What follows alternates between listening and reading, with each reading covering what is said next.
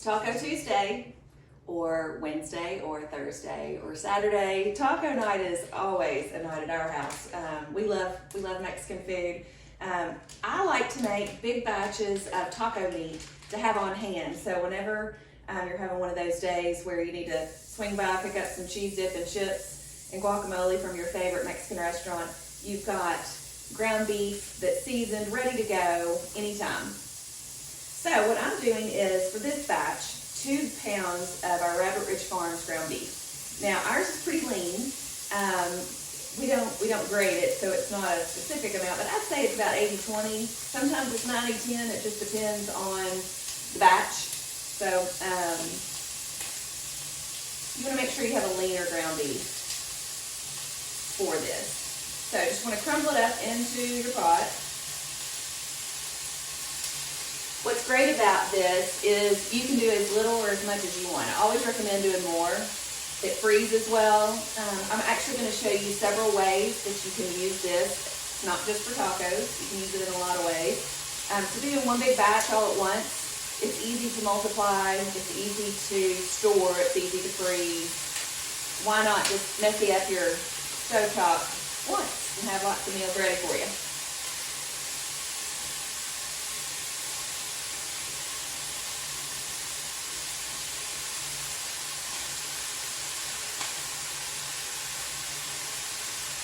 We're going to get that where it's browning. The one thing, if you do a large batch at once, you'll want a bigger pot because you don't want the meat to steam, you want it to brown. So you might want to either do it in batches or get a bigger pot or multiple pots since you're messing up your stove anyway. You do want it to brown, you don't want it to steam. So be careful of overloading your pot for that. I gotta go wash my hands, I'll be right back. Alright, so we are browning the ground beef here. Let me use these so you can see. We're getting there. Whoops. Whoops. Hang on.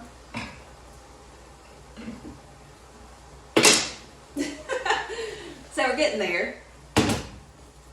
You do want to have it on relatively, I have mine on almost high. Now you have to be careful, you have to watch it.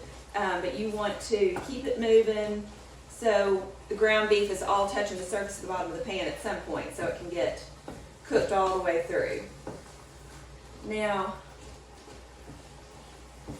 not all ground beef is created equal, so they're going to, even ours is different from batch to batch. So you'll want to look, this one has a little bit of moisture. It really doesn't have fat. It has more moisture than anything. So if you have too much grease, you'll want to drain it. You don't want all that grease in your taco meat. You know, that's one of the things I think that we're turned off sometimes with the fast food, the lower cost Mexican foods, is the ground beef may not be an 80-20 or 90-10. So it's got a whole lot more fat in it. You want to drain that off. That's what's nice about preparing it at home. You can control those sorts of things. So just get as much fat out. You don't want to have that lingering and have greasy tacos. All right, we're almost there. And because there is so little fat, I'm not going to drain this. I'm just going to keep on going.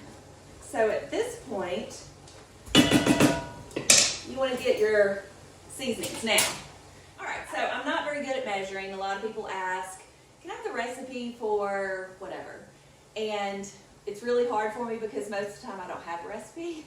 I might use parts of a recipe, have it more on my own, my liking. That's why I don't bake well, because with baking you have to be precise. So forgive me for that. What I encourage you is don't be afraid. Do it to your taste. There's Ellen. Come on in. It's a little snowy and cold out here. I'm making him some tacos for lunch. He doesn't know it. I do a little office work also. Oh, well, yeah, of course. I'm not judging. You got snow on you. Little computer punching. Yeah. We're making tacos here. So we're going to have tacos. So I like tacos. Anything wrapped up in a tortilla, I like. I know.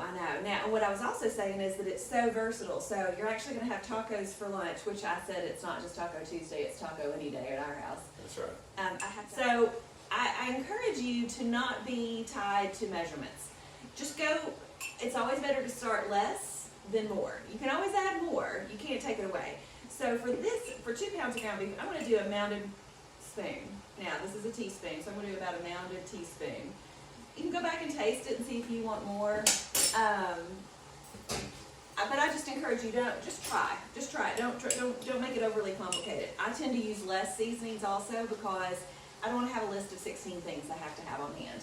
I just prefer to keep things pretty simple. So this is cumin. It's definitely something that is in a lot of your Mexican restaurants. I'm going to go a little less than that, so maybe a flattened teaspoon or half of a mound. That's not very precise, but you get my drift. And then I always add our Raverish Farms S&P. So this is a combination of garlic, salt, seasoned salt, and pepper. So once again, I usually don't cook with a lot of salt while I'm cooking because it tends to, you can get things overly salty. Under salt it, you can always finish it with more salt in the end. So, got that going. Whoop! Nice. We're sizzling now.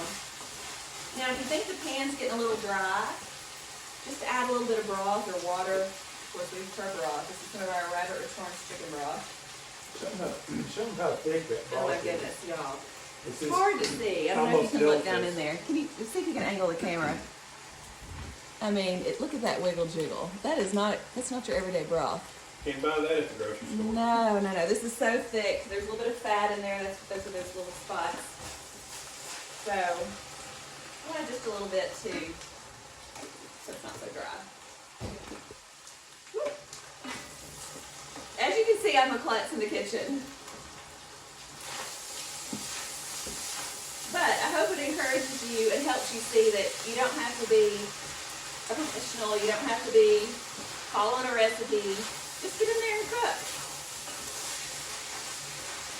All right, we're gonna turn this down just a little bit. So nice and brown. What do you think, Alan? Looks pretty good. Yep. Looks pretty good. So what we're gonna do is we're gonna turn this off, and I'll be right back and I'm gonna show you all kinds of different ways that you can use this meat. So we have our cooked meat here. We've got lots of flavor in there. You can taste it. Does it need a little more heat? You could even add a little bit of red pepper. Be careful, that goes a long way. If it has enough salt, you can adjust it just before you finish taking it off the heat. Lots of things you can do with this. So today I'm gonna feed our guys tacos. I mean, you can't go wrong with tacos. So obviously it's super simple. It doesn't take much thought to figure out how to make a taco. But here's one of my tips. Find the little flat bottomed tacos. It makes it so much easier. It really does. You can make your own if you really want to. You can take corn tortillas and crisp them up and shape them. I don't have time for that today. So I'm going with the pre-bought taco shells. Fill them up with meat. You've got your toppings. You got lettuce, cheese, tomatoes, salsa. I like to use Greek yogurt, but you can use sour cream. Make your toppings, make them however you like. Avocado's good, cilantro. The toppings are endless. I actually today, since I'm trying to lean up a little bit, aren't we all in January? I've got a salad here. It's one of those bag salads. Those are my favorite things, those chopped salads. This particular one has kale, carrots, cabbage, and broccoli. Take your bag salad, use your own dressing so you can control the fat and sodium, and then top it with the ground meat. If you want to mix it up, put a little taco meat on it so it has more of a taco flair. Add in some tomatoes and avocado. You've got a great tasty salad. We also can use ground chicken for this. So it's completely interchangeable, same concept. Hang on though, I want to show you a really easy way to have dinner waiting for you in the freezer anytime you need it. So there are obvious ways to use taco meat, whether it's ground beef or ground chicken, in tacos, in nachos, even over a salad for taco salad. But one of the things you can do, if you ever have any leftover taco meat, or you can make this on purpose, either way, this is actually not a large amount of taco meat that I have left over from making my tacos that I make for lunch. But I would like to have some things on hand for later. And enchiladas, my version of enchiladas, are a great thing to do. Super easy. You can bulk up, even though I probably only have about a half a pound of meat left. I had some hearty eating fellows that I was feeding for lunch. You can stretch this out. So either one, cook a whole bunch on the front end, or two, bulk it up. So I'm gonna bulk it up with some black beans. These little pouches of beans are really convenient. You can get them in the can too. I like to typically rinse and drain if I get them in a can. These don't seem to have as much of that gooey liquid, but just add as many beans as you need to kind of bulk up what your filling is going to be. So this is probably about half and half beans and meat. And what I like to do is get in there and kind of mush around so it breaks up the beans just a little bit. You don't have to do that. It just makes it less of a bean texture, but they're still gonna be pretty whole. Now, you're probably noticing I don't have a recipe again. It's okay. You're just making what tastes good to you. Sour cream and enchiladas, that's a good thing. Basically, we're making the filling. That's what we're gonna do here. So add some sour cream. Let's say I wanna start with about 1/4 cup. Let's mix that in, see what it looks like. It's gonna thicken up any sort of liquid that you have down. Whoops, that I just flung.